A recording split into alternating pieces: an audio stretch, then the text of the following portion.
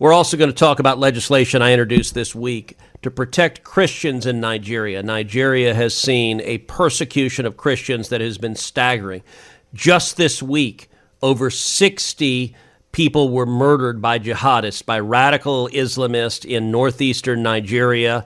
They executed soldiers. They went house to house. This pattern of targeting Christians, targeting Catholic priests, targeting individual men, women, and children is horrific. And my legislation would put real consequences on the government of Nigeria and those who are facilitating this persecution, put real consequences on them to change that. After U.S. Senator Ted Cruz posted on his verified X handle the bill he's sponsoring in the U.S. Senate, the Nigeria Religious Freedom Accountability Act, in that post, he also accused Nigerian officials of ignoring and even facilitating the mass murder of Christians by Islamic jihadists.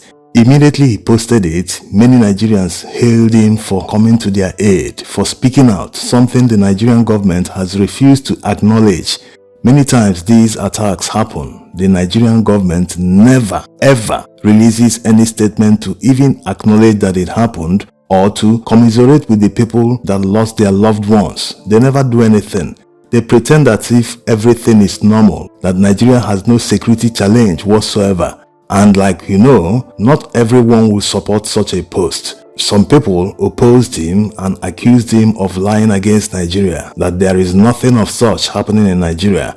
Also, the presidency joined in accusing Senator Ted Cruz of spreading malicious lies against Nigeria.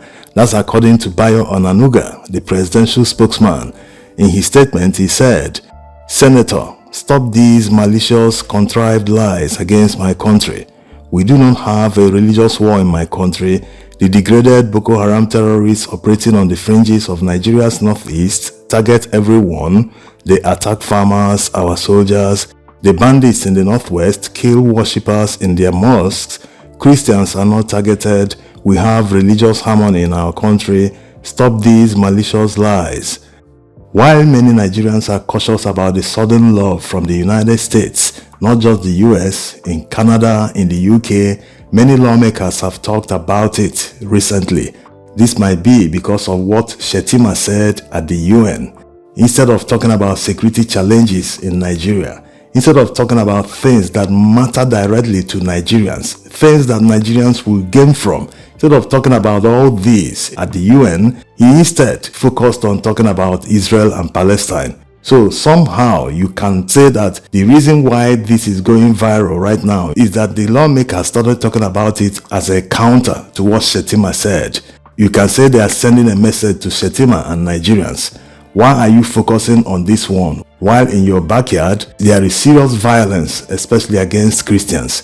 You don't talk about your own, but you're telling others. You can't remove the plank in your own eye, but you want to remove it from another person's eye.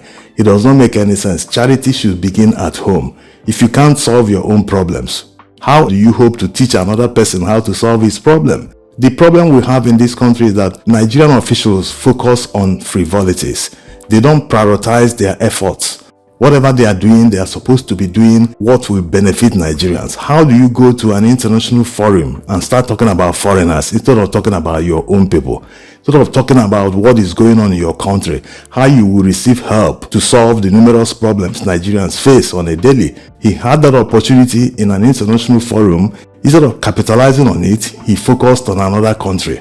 Doesn't make any sense, as if he's representing that country. Mr. Speaker, I rise today to bring attention to the tragedy Christians in Nigeria are experiencing. The deadly terrorist organization Boko Haram is trying to eliminate the Christian faith from Nigeria. This is the same terrorist group that kidnapped dozens of young schoolgirls and burned innocent civilians alive in cages. According to reports, over 3.5 million people have been forced to flee their homes. 3 churches are destroyed every single day. 7,000 Christians were massacred this year alone, and the faithful must now meet in secret or in burnt-out sanctuaries. Sadly, the world is turning a blind eye to the plight of Christians in Nigeria. There are no embedded journalists covering the violence. There are not daily updates. Politicians around the world are not asked questions about how they will respond. We cannot ignore this violence and tragic loss of life. We must speak out and shine a light on what's happening so that people can donate to relief efforts and provide support to those displaced by violence.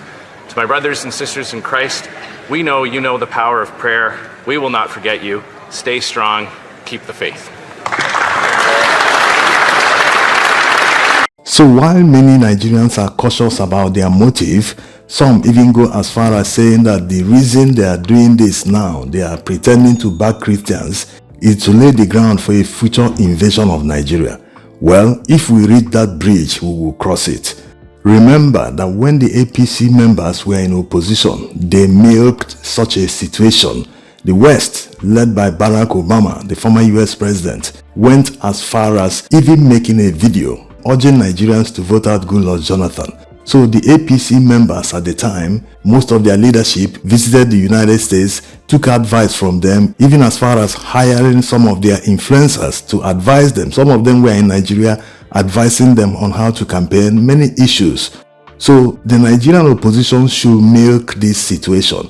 As a matter of fact, it is already yielding results. Why did Tinubu all of a sudden fly to Jos to hold a meeting with Christian leaders? While many might say that maybe he used that meeting to intimidate them or urge them to release a statement backing his administration or denying what the US Senator said, so it might not be a surprise if Khan releases a statement tomorrow denying whatever Ted Cruz said. So this is how Nigeria works. Most of them are just there for what they will get from the system.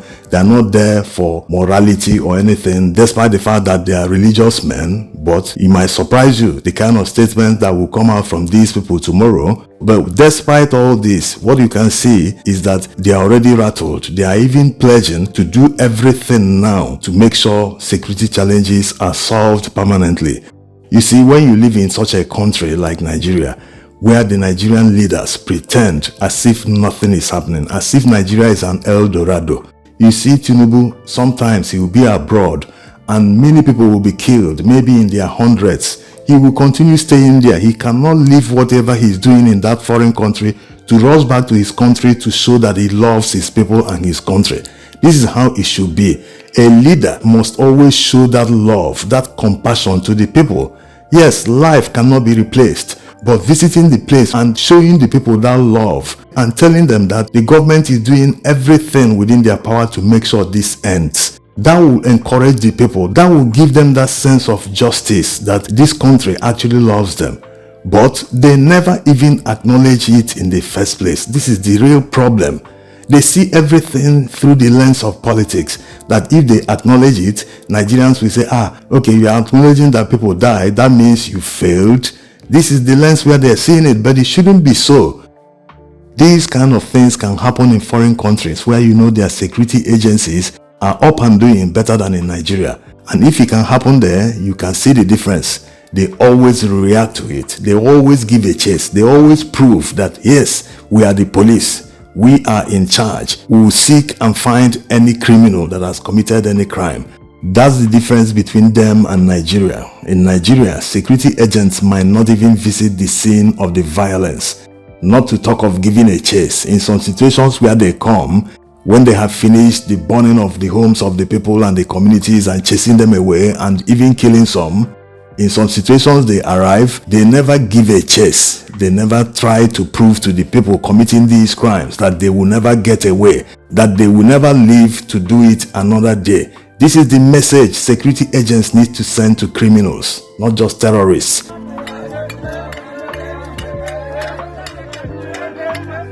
The job of a politician who is in charge of security and the entire leadership of security agencies is to make sure that the people in the front lines have all it takes to fight the war, not just the army, including the police, every security agency. They need that fear factor to prove to the criminals that, hey, if you ever try to commit any crime, we are coming after you and we are going to get you. That psychological effect alone will deter a lot of people from going into crimes. That is how it works. If there is a shortage of manpower, they need to employ more people and train them so that they can do their jobs professionally. It's so shameless that security agents have abandoned their core mandate and chasing shadows.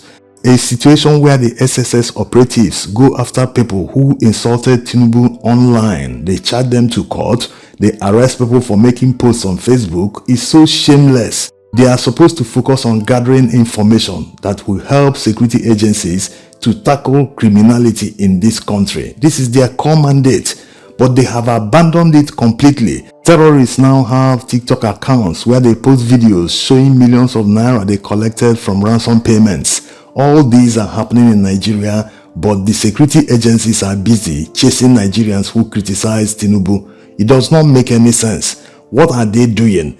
So every Nigerian must milk this. Every reasonable Nigerian that supports justice, fairness and equity, and freedom from insecurity and senseless killing of people, they should milk this to the last.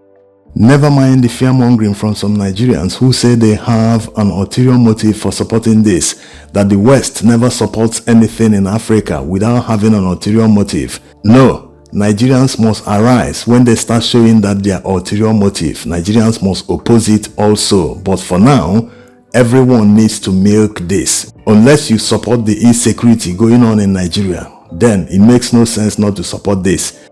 You can even say that it is already yielding results. They are suddenly doing things to show that they care. They never cared in the past. Not that they really care.